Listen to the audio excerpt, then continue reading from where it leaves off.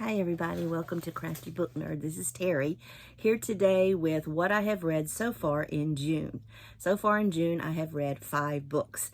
I have 2 of those from the library and the other 3 were Kindle books. So let's get started with our quote of the day.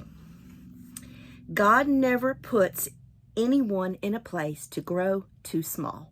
That's our quote for the day. Now let's get into the books. So I'm going to start first with Symphony of Secrets by Brendan Slocum, and I read his book The Violin Conspiracy and loved it, and this one also was a great read. It did not disappoint. I gave it 4 stars. It was a page turner. Once I started it, I did not want to put it down.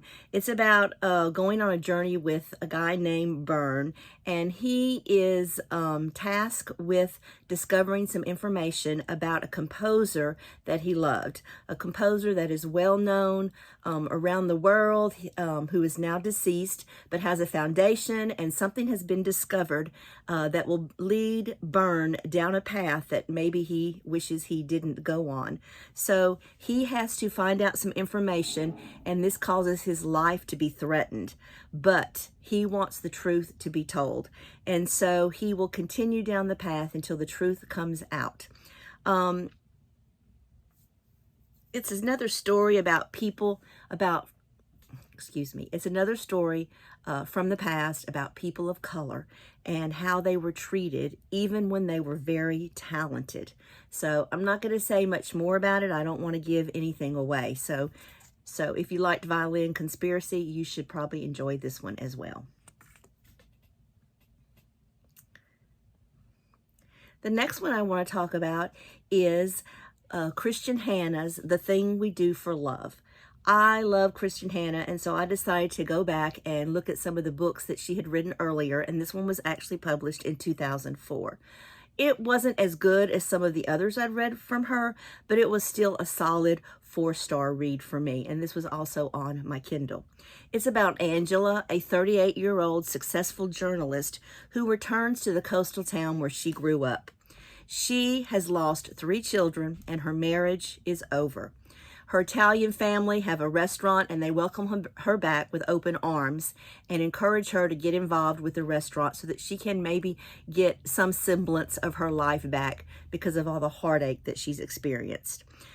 She befriends a young girl in the story named Lauren, and Lauren has a deadbeat mom who won't hold a job. She's an alcoholic. She has men coming in and out all the time, and Lauren is trying to get into college, hold down a job, pay the rent, and all these things that really should not be put on a 17-year-old teenager, but it was. Well, Angela befriends Lauren, and Angela comes to think of Lauren as a daughter. And there are a lot of surprises in this book because as Lauren is getting ready to head to college, an incident happens that changes everything. And it involves Angela, it involves her husband. It was definitely a tearjerker, and I really enjoyed it. And I think if you like any of Christian Hannah's other books, even though this one was a 2004, it was still really good. I do have a quote, a couple quotes from this book. Sometimes we have to forgive the people we love, even if we're mad as hell. That's just how it is. And the second quote, life keeps going. You think it'll stop. Wait for you to be done crying, but it just keeps moving. Don't spend your time looking back. You don't want to miss what's ahead. And that's from The Things We Do for Love by Christian Hannah. The next one I want to talk about is the second book in the Crave series, and that is Crush by Tracy Wolff. Another chunker of a book to read. I have been trying to get it at the library. It's been on hold forever. Finally, I was able to get it as an ebook, and so I dove right in. Even though I would have preferred to have the real book, I was excited to continue the story of Grace and Jackson, and that's basically what this book does. It kind of picks up from where we left off in book 1, and Grace and Jackson's bond begins to grow stronger, but there are some problems involved, and Grace has to discover her true self.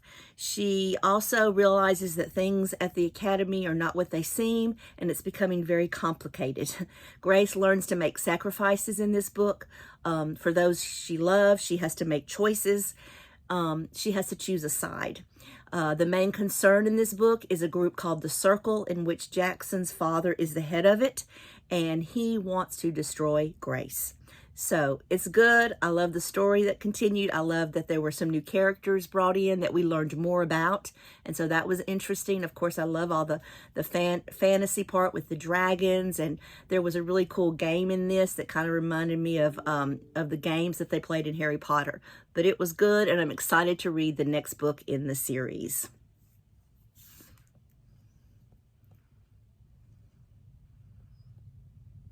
The next two books are books I actually have physically from the library, and we're going to talk about those. The first one I'm going to talk about is The Librarian of Crooked Lane by C.J. Archer. This is the first book in a series about the Librarian of Crooked Lane. I'm not sure if I'll continue on with the series. It was an okay read for me. I was just expecting more. I mean, you know, it's got the word librarian in it. And if you're a book lover, we love anything about libraries and books. And so I thought, you know, this is going to be a good one. But it was just an okay read. It's about a young woman named Sylvia who is a librarian, and she knows nothing about her past. Her parents are gone. Her brother has died in the war, and she doesn't know anything about who she is, where she comes from, anything about her family, until one day she discovers a journal, a journal. Actually, it was a diary from her brother with something written in it that sparks an interest in her to start investigating and find out more about her family, because she thinks she might be magical, but she's not sure. So she begins to do research with a young man named Gabe. Gabe is a young, good-looking, wealthy war hero, and he works for Scotland Yard. And he is looking for a missing painting, a magical painting. And he enlists the help of Sylvia. And so together they go on this journey to look for this missing painting, but also they're trying to discover if Sylvia is magical. It was a slow read for me. I did enjoy the two characters, Sylvia and Gabe, and watching their relationship develop. So I'm not sure, but I'll probably give the second book a try and see if I want to continue the series or not. I gave this book a 3 stars, and it had a quote in it that I absolutely loved. It says, "You're as sweet and warm as a pot of hot chocolate." I just love that. So that was that one. And the last book I want to talk about was my favorite read so far for the month of June. It will probably be in my top 10 for the year. And that book is The Attic Child by Lola J. Y'all, this book, historical fiction. 2 children trapped in the same attic, 90 years apart from each other, bound by a secret. This is a story of family, love, survival, betrayal, and belonging. Celestine, which isn't his real name, from Africa in 1900, is taken from the Congo to live with Sir Richard, who is a British explorer, and he wants him to show him off and be his companion. But Celestine, all he cares about is returning home to his mother. But he quickly learns that Sir Richard has other plans. We experience his hardships. Then we have Laura in 1993. She is 30 years old, trying to deal with memories of her difficult childhood.